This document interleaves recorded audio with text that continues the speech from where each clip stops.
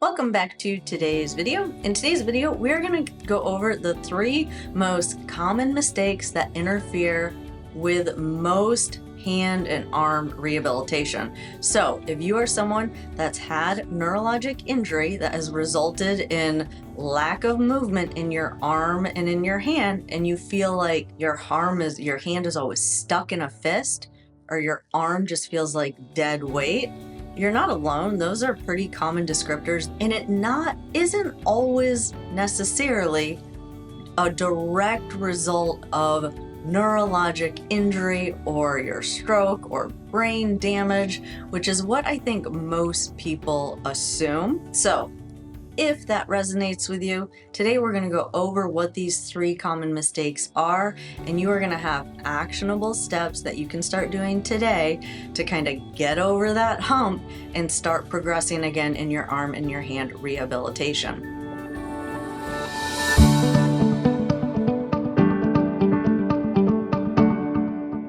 If you're new to this channel, I'm Tara. I'm a neurologic physical therapist, and on this channel we talk about anything and everything related to mobility, health, fitness, and mindset, with the end goal of empowering you with as many tools as possible to take full ownership of your rehab and your overall health. And all that said, mistake number 1, that is the most common mistake that interferes with arm and hand rehabilitation, is focusing too much on the movement and not enough on activation. Okay, so what do I mean by that? When someone comes in and they are describing their problems to me and they want to get hand movement back and they're kind of demonstrating it to me, they're like, look, see, every time I move, my hand just does this and it just clenches up more. And every time they do that, all I'm seeing is someone who's trying to force a movement to happen that isn't quite ready to happen. So what do I mean by that? You're visualizing grabbing onto that cup, and you know you've done it before, and you know you can do it with the other hand.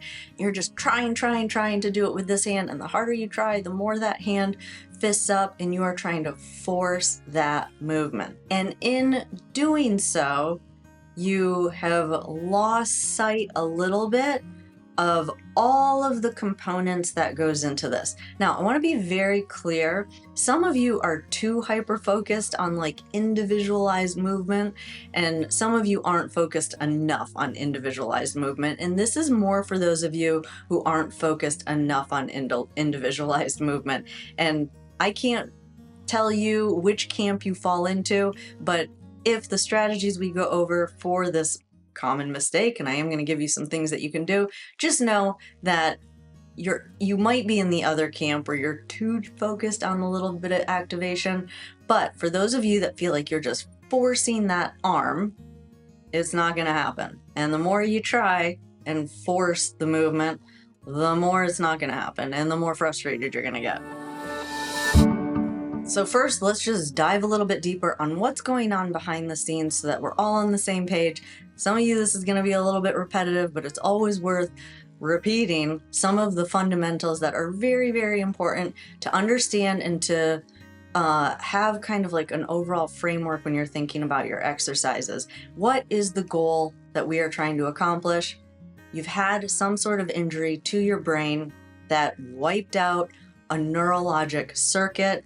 So after a stroke or after damage, after that circuit has kind of been wiped out, what we're trying to do is we're trying to restore a motor circuit. So that means a lot of activities going on in the brain to activate very specific muscles in a very specific sequence that you never really had to think about before, because we just kind of learned these things through normal development and we never really thought about it. And actually a lot of these things we learned before we really started thinking. So there's kind of a small piece of us that just assumes if we just kind of do what we remember doing as a toddler or an infant, or what we see infants do, that's just going to happen. And it doesn't really work that way in an adult brain. So for some of you, not all of you, again, some of you hyper-focus on too much on individualized movement. This is more for those of you that aren't focused enough on individualized movement. So what do I mean by that? You're just forcing it, and either you learn that if you use a little bit of momentum, the arm moves. You don't realize you're doing this, but maybe you're throwing your body in a specific direction and you see your arm move, and so you assume that's a normal movement. But really what you're doing is you're just using kind of like compensatory strategies. But the way that our brains work, you try and do something, you see a habit, you see something happen, meaning your arm moves. And so your brain just kind of reinforces that habit. For a lot of you, that's compensation. And so you force it, and maybe you're using a little bit of momentum, a little bit of compensation, and you see it move. Or you've learned how to trigger spasticity. Now, we're not going to go in depth into spasticity because I've talked about that a lot recently in a whole long series that I did on walking and how spasticity influences a lot of the walking problems that some of you have.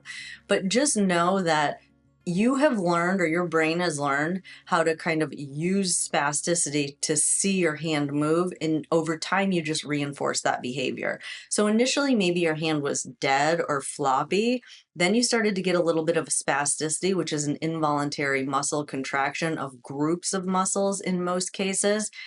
In most cases, when it comes to the hand, it's the muscles that grip the hand. So you go from not being able to move your hand to you seeing it grip because spasticity is causing it to close up. You learn how to kind of trigger that involuntary movement, and then that becomes your pattern. The problem with that is spasticity primarily only affects the muscles that close the fist. Generally speaking, I'm sure there are some outliers to this, but generally speaking, you get that involuntary contraction in the muscles that close the fist. So you build on that, and every time you build on that, your hand just closes more and more and more. How do you rebuild that neural circuit? Well, you need to retrain your brain how to get all of those neurons that go to the correct muscles to activate at the same time. In most cases, for most of you, it's opening the hand. That's very, very, very important. So how do you rebuild that circuit? One is you need to focus the brain on the actual movement. And this is going to be a little bit nuanced because I know most of you are thinking about opening your hand, but you have to focus the brain on all the things that go into opening the hand. The fingers need to open. The wrist needs to come up. That's what you need to be able to do to open the hand. So your attention needs to be focused, for most of you, on the opening. And what else do we know the brain needs? It needs repetition. You can't just fling it out once and fling it out again and fling it out again. You need to isolate that open, open, open. You need to be looking at your hand and thinking open. Okay, that's what I call like zooming in. Now, there is a time when you need to zoom out and you need to add that to a functional activity, but most of you are zoomed out at this point. You're just like open, open, and it's just clenching, clenching, clenching. When I say attention, activation, I mean you're literally looking at your hand and trying to get those fingers to open, okay? That's attention, and then we need to reinforce that. If you're using spasticity, what I see is people are just, they see it move, they get excited, they see it move, and they're doing the repetition, but all that's happening is that hand's closing and you're reinforcing that hand closing. Okay, so more attention to open, open. And what does that take before you can open? If you have spasticity, you need to relax, which is inhibit. Okay, so we're slowing things way down.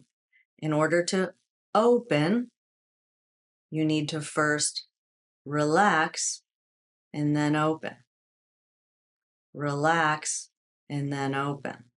Okay, that is focused attention on a very small movement. We're zooming in. So one thing you can try and do to kind of zoom in and get out of this like big picture arm movement is close your eyes and picture your fingers just opening. Okay, this is mental imagery. Picture your fingers just opening. If you have a lot of spasticity, picture your fingers dropping and relaxing. and then opening. That is zooming in, isolated on the movement. Now, I know what some of you are thinking is you have no hand movement whatsoever. Your hand is always stuck in a fist. And Tara, I've tried your methods of being able to like focus and it just doesn't do anything because it's stuck in a fist.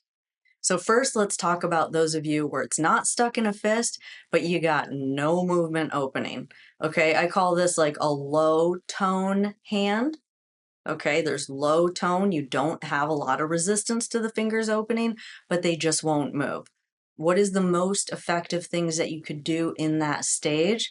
Give lots of sensory input to the hand. Get your brain, step one, get your brain to reconnect with that hand. How can you do this? There's a few ways.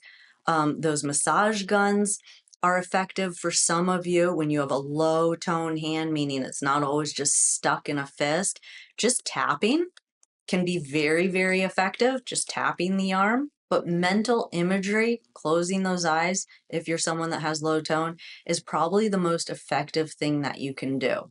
I even recommend some of you do this in therapy. Now, many, many times, if I'm working with someone, I want them looking at their hand. So you do need to be looking at it, especially when the therapist is doing the movement, because that's another way that you can kind of reconnect with those activation movements. But occasionally, just close your eyes as your therapist is moving your hand and visualize your hand opening. Okay. Looking at it's very important.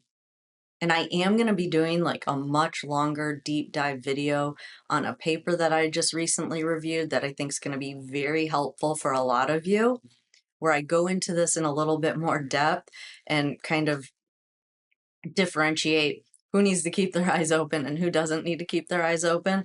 But you probably need a little bit of both. Okay, mental imagery, visualizing that normal movement, but also watching your hand open as the therapist opens it. Both very important. You need to experiment with both, but in either case, you need to be focusing on little movements, fingers, fingers, fingers, in combination with some of those sensory inputs. The massage gun, and again, this is for low tone. We're going to go into spasticity in a second here. Massage gun, E-stem can sometimes work for that, or just having like a caregiver just tap along the top of your arm, okay, where a lot of those muscles that lift that hand are located.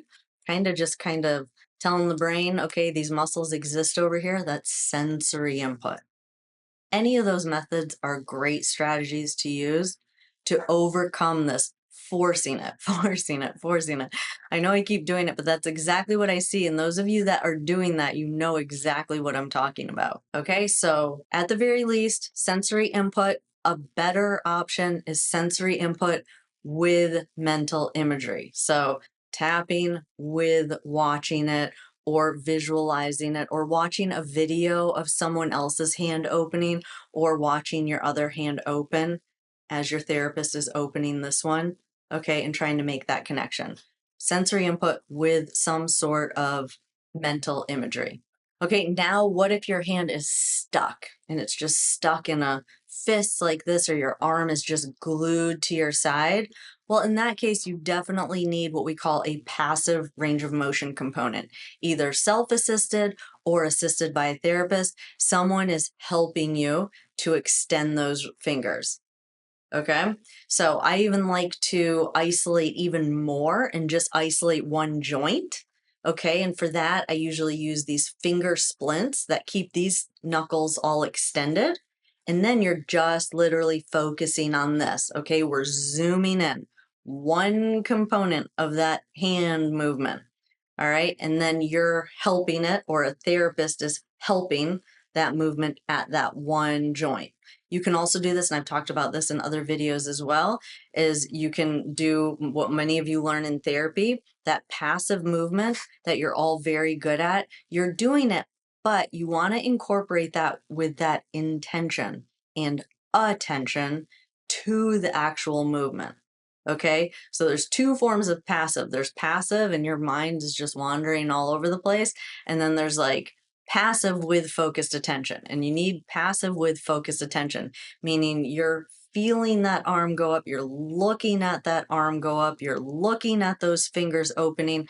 Very, very important. And the thing that most of you are not spending enough time on. Okay, so spastic, stuck in a fist, you need some kind of passive component. If it's just flaccid or just droopy kind of hand, then you need to incorporate some more of that sensory stimulation, massage gun, tapping, e-stem, things like that. Okay, so that's mistake number one, and that is the solution. Mistake number two, that is extremely common, is repeating the wrong movement over and over and over again. Now, we're going to talk a little bit more about that momentum, but where I see this a lot is more in the upper arm. Most of the time, people come in and they say, see, I can lift my arm. I can lift my arm. And they do it just like that. I can lift my arm. I want to focus on my hand. And then I'm like, oh, let's rewind. Are you moving your arm, or is that just kind of like a compensatory pattern and a little bit of momentum that you're using to get that arm to move? And in most cases, it's not really voluntary movement. It's more relying on kind of abnormal synergies and spasticity and a little bit of momentum and a little bit of compensation with other muscles to get that hand to move, or to get that arm to move. The problem with this is, again, you're getting that feedback loop. And over time, especially for those of you that are maybe a couple of years out, what you are learning is what you are going to repeat. And if you are learning how to use compensation to get that shoulder to move, and the key is that your elbow is flaring out to the side. I would say that would be a classic sign that you're using abnormal synergy patterns to get that arm to move. So you're doing the repetitions, you're just repeating the wrong movement. And when your arm is flaring out every single time, you're only going to be able to get the arm so high. I've done tons of videos on the shoulder on this channel, and based on physics and the way that our bones are structured and the way that they interact with each other, like our skeleton, like our arm bone with our shoulder blade and our clavicle, you're only going to be able to get that arm so high with it internally rotated like that. Okay, you have to regroup. And even though it's exciting to get your arm up to this point, you have to focus on that external rotation with lifting. So again, I know some of you are excited and you feel more productive if you're doing your therapy and the arm is moving. And when you try and do it the way that I've shown on a lot of these videos and you don't get any movement, that doesn't feel great. But even if you're only moving at like 5 or 10 degrees, you have to get that external rotation with the arm lift. Okay. Elbow flaring is a compensatory pattern, or it's an abnormal synergy. Either one of those are kind of involuntary and they're not real, like, coordinated movement. And remember, the next time you're tempted to do that, just remember, every time that elbow flares out, you are not strengthening a functional movement pattern.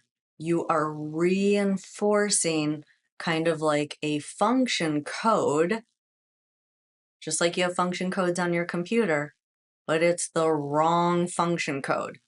And every time you do it and you repeat it, your brain is remembering it and it knows that you default to that, and it just makes that function code rise to the surface every time you're trying to do a functional movement. But it's the wrong function code. And the best way, if this doesn't make sense to you or you don't know, you're still confused as to whether or not you do this, the best way to know if you're doing this is to have someone film you moving your arm. And classic signs are you're tipping to the side when you try and move the arm, or you're raising your shoulder up when you're trying to move the arm, or when you're trying to extend the elbow, your palm wants to lead the way. That's a synergy pattern. That's an abnormal synergy pattern. If you try and lead with your thumb and you can't do it, but you can do it this way, that means you are using an involuntary movement pattern to get that to happen, and it's not the correct function code. you are reinforcing the wrong function code. How do you remedy this? One is try and do a smaller movement, okay? If you're trying to isolate elbow extension, try and assist it a little bit. That's not cheating. We need to back up to move forward. Go back to assisted movement and kind of hold your arm elbow in when you do it and watch it move. Okay? And do it over and over and over again. You can reprogram your brain, but it does take repetition and it takes focused attention. If you want to get the arm to move forward for reaching, shoulder flexion, right, in this direction, again, hold it and help it move forward. Okay? Just like that, without the elbow flaring out. So if you assist it, your brain is not going to feel like a strong pull towards relying on those compensatory or abnormal synergy patterns. So assist it and watch it. And the second you see your elbow flare out, stop there. Go back to the beginning and do it again. Even if it's only this tiny, tiny movement, got to back up to move forward. Okay, so mistake number 2 is that you've spent a lot of time reinforcing a bad movement pattern or an abnormal synergy pattern, and you need to back up, break the movement down, move slower and through a smaller range, and assist the arm. Okay, active assisted movement is key. This, it's not assisted, but it's not great. Assist, get that elbow to stay in. If it's the hand, again, and your fingers fight and clench up, assist it, watch it, and don't let any other movement happen, like your thumb pull in or your fingers pull in, even if it's only a little bit, okay? Just do that. And if you still feel like you're getting a lot of compensation, if you're working on the shoulder or the elbow, lay down. Stabilize as much of your body above the joint that you're trying to move as you can.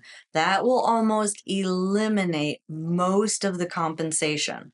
So if you're working on shoulder reaching, and I talk about this quite a bit, lay down, stabilize your upper body so that you have less compensation, less shoulder coming up, less leaning going on, and active assist. If you're working on the hand, stabilize the elbow. Very, very, very important. Rest that arm on a table and have the table or have the hand kind of hanging off the table where you can just focus on the fingers. Very, very important. Stabilize that elbow if you're working on the hand. And this is just my opinion, and it's a little bit controversial, but I think the most important thing is to work on the shoulder and the elbow first. So that doesn't mean you totally neglect the hand, but maybe you only do passive motion for the hand, or you keep your hand in a splint so that the hand is staying open. But I do think it's really important to work on shoulder, elbow, and then hand when it comes to functional movement. Now, I do understand the argument that if you don't work on the hand at all, that could be problematic, but you really need to spend the bulk of your rehab sessions on the shoulder and the elbow before you're going to get that hand back. Okay, so if there's any take-home message that you get from this video, I do think that that's the most important, even though for most of you, your main goal is to be able to use that hand functionally. You really need to have that shoulder and that elbow working well before you start working on the hand. The biggest mistake of them all, I think I've said that about all of them, but I really, honestly, I couldn't decide between the 3 of these as to which one I see the most common. I think they're all equally rated, is that you're not doing it often enough. You're not doing it daily. So I have a real life example of this, and those of you that follow the newsletter and you follow along with the blog articles that I write, I talk about this quite frequently. But a couple of years ago, I started learning Japanese, or attempting to learn Japanese. And this is a real life story. Like, life has been a little bit busier the last few months, and I just haven't been practicing enough. And I literally went like 2 weeks without really practicing at all. And it was so discouraging when I came back and I could not remember some of the basic words that were almost automatic just 2 weeks ago when I was practicing a little bit more frequently. And it was so discouraging. And that is because neuroplasticity, brain rewiring, requires consistency. And what is that consistency? It is daily. So, a lot of you, for any of you that have tried to learn a second language as an adult, you know that this is true, because neural rewiring, whether it's a movement pattern or learning a new language, is exactly the same. And if you've ever tried to learn a new language, that is your evidence that when you don't practice something every single day, you are just not going to get that neural circuit, especially as an adult, when getting these neural circuits is so much harder. So the biggest mistake is people are not practicing this every day. And I get it. It's frustrating. Some of it's boring. I can relate to this just because of the Japanese learning process, is that it's probably the hardest thing that I have to do right now. And so it's the first thing that drops off. Like, it just requires so much of my attention and intention. So it just drops off. So I can only imagine that that is why a lot of you sometimes don't get that daily work in, but it really does need to be daily. Even if it's just 2 to 5 minutes, you have to do it every single day. And so for some of you, it's not even just that you're neglecting it, but maybe you still are getting physical therapy 2 to 3 times a week. And I almost feel like you're more set up to fail when you are getting physical therapy in person that many times a week, or you go to a trainer a couple of times a week, which is a lot of you, because you rely on those sessions with someone to help you with these movements. And then once you're done with that, you're like, woohoo, I made an accomplishment.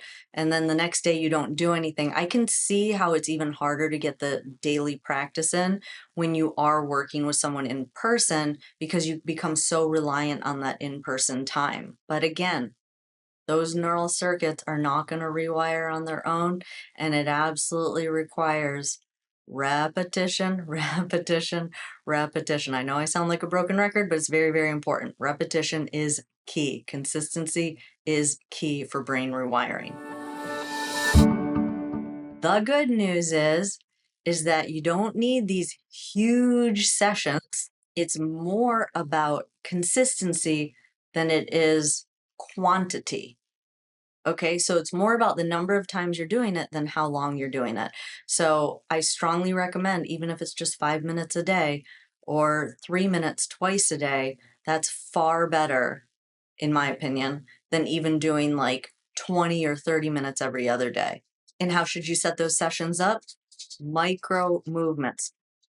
Figure out what's the big picture movement, zoom out for a second, you want to reach, and then break that skill down into little tiny micro movements and just focus on one of those movements at a time.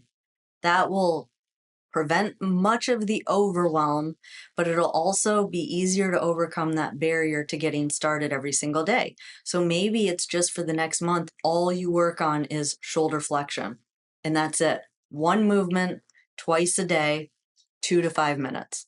Keep it super simple. I'm a huge fan of the KISS principle. And then one other tip to overcome this common mistake of not getting enough repetitions in, or not getting enough frequency in, is to tie it to something that you already do, a habit you already do automatically. So you automatically eat. You don't have to think about it. So put a little basket on your kitchen table or your dining room table, set it in a chair, and after every meal, pull that basket out that has your therapy tools in it, and do 2 to 5 minutes of that time. Some people do it while they're brushing their teeth. And I love that because then it's also tied to something that's meaningful, that's usually you can be successful at early on, meaning you can set a toothpaste tube down, kind of rest your hand on it and push down on it a little bit and hold your toothbrush in your other hand and put toothpaste on your toothbrush, right? You can pair it with something that you already do automatically without thinking about it. And then there's your 2 to 5 minutes. Mission accomplished, right? So make it super simple and make it so easy to do, you absolutely could not forget to do it. And most important for this third mistake, neuroplasticity isn't about huge efforts. It's about consistency. Consistency. Little efforts, multiple times over an extended period of time. That is it for this video. I hope you guys found this video helpful and hopeful. Maybe you see that getting more arm and hand function back is possible because maybe you are falling into one of these 3 mistakes, and just by implementing a couple of the suggestions that I went over in this video, you're going to get back on track and you're going to get over this little plateau that you're in, and you're going to start seeing progress again. And that is my goal for every single one of you, and I think every single one of you are absolutely 100% capable of getting there. Don't listen to any healthcare provider that's telling you your brain can't recover after a stroke or that neurologic recovery isn't possible after 18 months. Absolutely not true. The evidence doesn't support it. What I see clinically doesn't support it. So maybe you're making one of these mistakes. These things are fixable. Therefore, your arm rehab and recovery and progress has potential. But if you found this video helpful and you want to see more videos like this, including step-by-step progressions on how to restore normal function, definitely make sure that you hit that subscribe button and you have that notification bell turned on so that you will get notified every time I upload new videos. I enjoyed spending time with you all today, and I'll see you in the next video. Have a good day.